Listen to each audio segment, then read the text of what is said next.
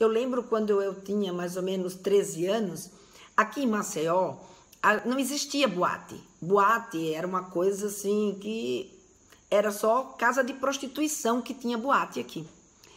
Mas nessa época começou a surgir no Recife umas boates modernas, que são as tais boates que tem até hoje, né, de balada, que todos os jovens frequentam. Mas isso, para minha mãe aqui em Maceió, era uma grande novidade e que a gente não ia nem para o clube, imagine para uma boate.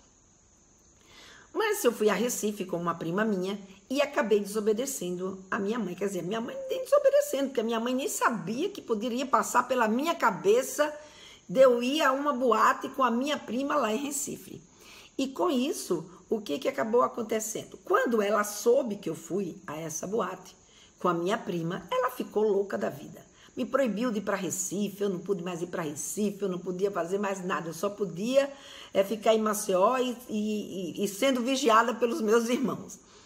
E um belo dia, quando eu já tinha 18 anos, eu lembro que uma prima de uma amiga minha nos convidou para a gente ir a Recife para um aniversário de 18 anos dela. Nossa, eu estava assim, super feliz, louca, né, para ir para esse aniversário. E a minha mãe, na hora que eu fui pedir para minha mãe para ir para esse aniversário, imagina o que ela me disse. De jeito nenhum. Se você aos 13 já foi a uma boate, imagina o que é que você vai fazer com 18 anos. Gente, isso eu nunca esqueci até hoje na minha vida. Ou seja, a minha mãe agiu da forma menos empática. Aliás, ela agiu de uma forma agressiva comigo. Ou seja, porque uma vez eu fiz algo que ela não gostou, ela já taxou, né? Ela já me rotulou como a pessoa inconsequente e nunca mais me deu uma outra chance, né? Ou seja, quando houve uma outra oportunidade, ela não me deu a chance de eu mostrar para ela se eu era ou não obediente às expectativas que ela tinha em relação a essa minha ida a Recife. Então, o que a minha mãe poderia ter feito para ser mais empática? Ela teria que concordar e deixar eu ir? Não, não necessariamente. Isso iria me deixar satisfeita? Não, mas se a gente ser empática, não necessariamente deixa a gente satisfeita, deixa o outro satisfeito, deixa o outro seguro. A decisão que a gente tomar pode ser até uma decisão que não seja a decisão que ele espera que a gente tome, mas o que a gente não pode é trazer uma história do passado como me aconteceu e ser rotulado, ser diagnosticado. E isso você não ter mais alternativa, você vai ser sempre para assim. Então não flui conversa, não flui confiança, não flui possibilidades da gente conversar. Então qual seria uma forma empática da minha mãe? A minha mãe poderia dizer, minha filha, eu tô vendo que você tá super animada para ir nessa festa.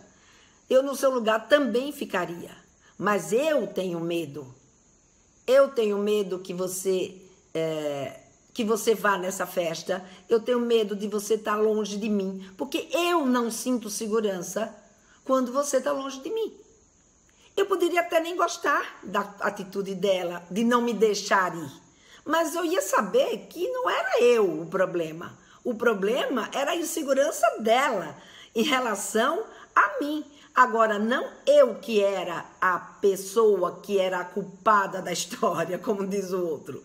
Então, são esses cuidados que a gente tem que ter na hora que a gente conversa, porque quando a gente julga ou culpa o outro, esse outro se afasta, esse outro não volta para conversar, esse outro não traz, não vai pedir uma referência para a gente. Então, a empatia, ela não é a gente simplesmente estabelecer que está tudo bem, que está tudo ótimo, que está tudo maravilhoso. A empatia é a gente acolher o que está acontecendo e explicar o porquê sim ou o porquê não, de acordo com os seus valores, de acordo com o que você acredita, de acordo com a sua história, de acordo com as suas expectativas e fazer o outro entender o que é que está acontecendo.